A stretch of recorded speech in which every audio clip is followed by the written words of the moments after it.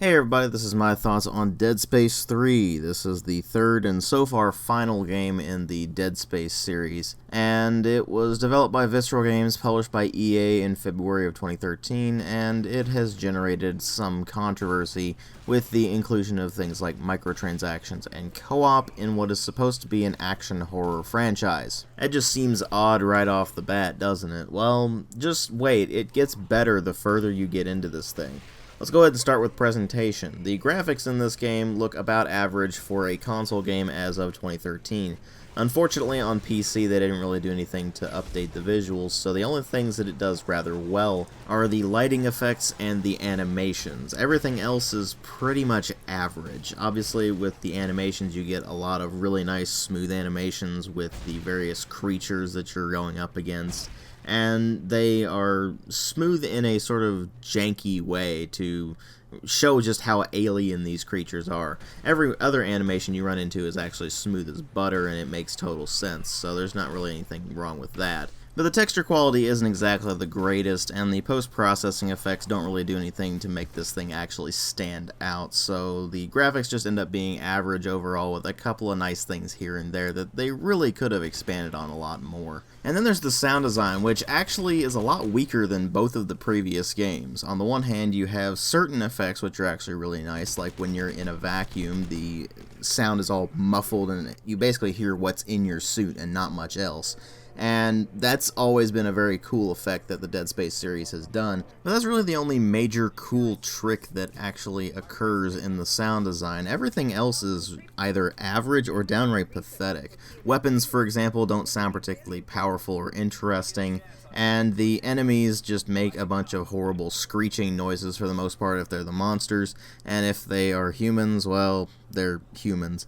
Yes, there are human enemies in this game, I'll get to that in a moment. But before I go into that, let me first mention that the voice acting is generally pretty average. It's not good, it's not bad, it's just somewhere in the middle, and while it is enough that the game doesn't actually become annoying thanks to the voice acting, it's not really enough that anything actually stands out. Then there's the music, which is about as generic as action horror music can get, and it does absolutely nothing to enhance the vibe of this game is going for. I mean, let's face it, when you hear generic horror movie music, it doesn't really do anything for you, and it doesn't do anything for you here either. The atmosphere in this game is actually surprisingly weak, especially considering that it was one of the very few things that the original Dead Space really had going for it. Which of course leads me into how is this compared to the previous Dead Space games, and how is it as a game in general with regards to story and gameplay. Well, the story in this is pretty terrible.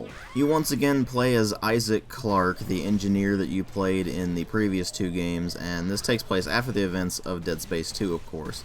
And the game basically starts out with Isaac having to flee from his new home because the unitologists have attacked and they activated another marker. And of course that means that everybody is dying horribly, and thus Isaac has to escape and go off into space, with the objective being to find Ellie from the previous game and her team who went off in order to try to find a way to stop the markers once and for all. And they eventually do find them on a planet called Tau Volantis, well, floating derelict in the vicinity of Tau Volantis, I should say. And once you link up with them, you end up discovering something called the Machine and a message to turn it off that is mysterious and obviously not a good thing, even though they're acting like it is.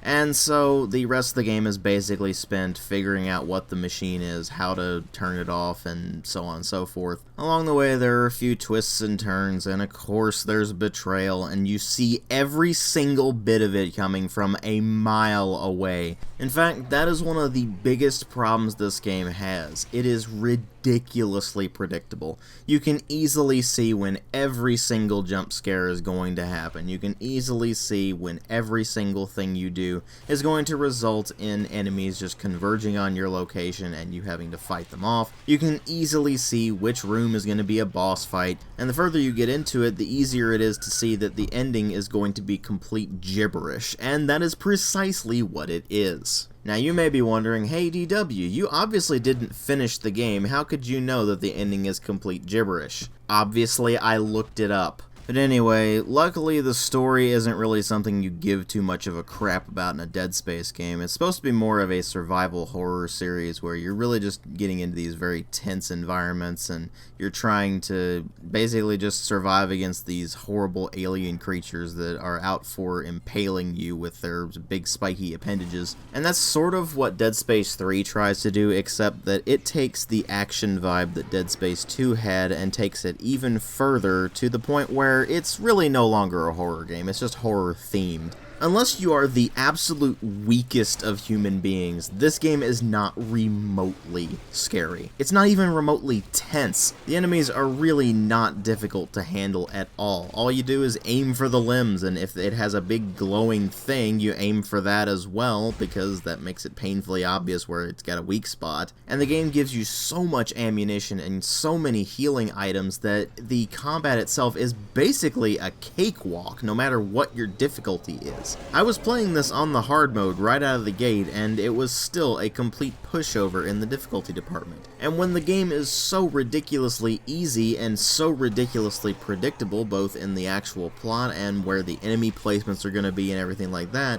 it makes the game have no tension whatsoever and just ends up being ridiculously boring. And to make matters worse, they implemented a crafting system that lets you mess around with the effects that your various weapons can have and upgrade their damage output and things like that. And if you know what you're doing with that, you can basically break the game pretty early on and give yourself a weapon that is so ridiculously powerful that basically nothing is going to stand in your way. And that crafting system is really where they introduced the new microtransactions that they tried to implement with this thing, and those were not received particularly well, but you basically can buy materials and ammunition and such like that, instead of simply finding materials and such in the world around you and actually creating the items yourself if you want to make things go faster. But it's really not necessary, and frankly, if you paid for microtransactions on this thing, then you should be ashamed of yourself. I mean, seriously, the materials you need to actually craft items are plentiful throughout the game, and so you never really run into an issue where you would actually want to use microtransactions in order to get stuff like that. So that's pretty self-defeating, and also self-defeating is the co-op in this game, because if you're going for an action horror game,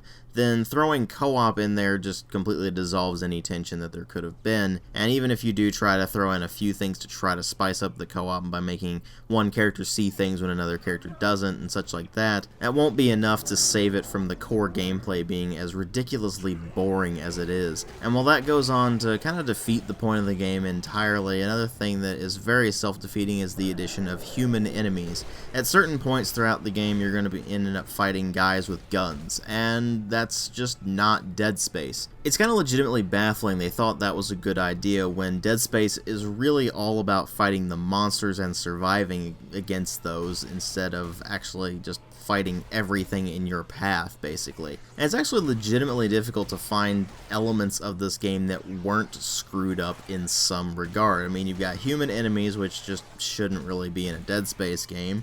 You've got these monsters who are ridiculously easy to take down. You've got resource management that is hilariously unbalanced to the point where you're just going to be swimming in resources and you don't even really need to worry about it. You've got a plot that takes itself rather seriously and yet is completely and utterly absurd, complete with a painfully terrible love triangle thing they've got going on that should not be in this game at all. They've got a crafting system that breaks the game, microtransactions that don't make any sense, a co-op mechanic that doesn't need to be there, and they can't even really do their scripted sequences correctly.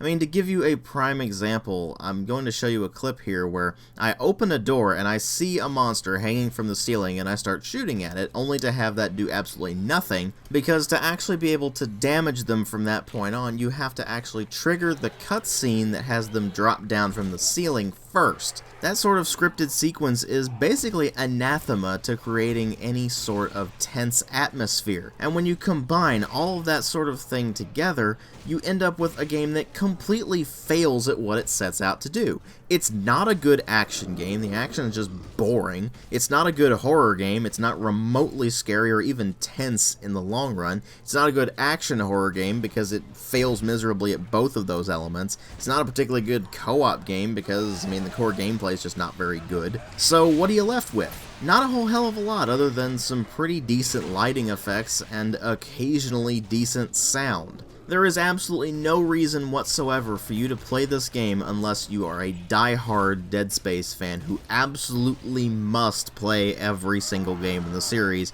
from some bizarre sense of loyalty. I mean, the Dead Space series has never been particularly good.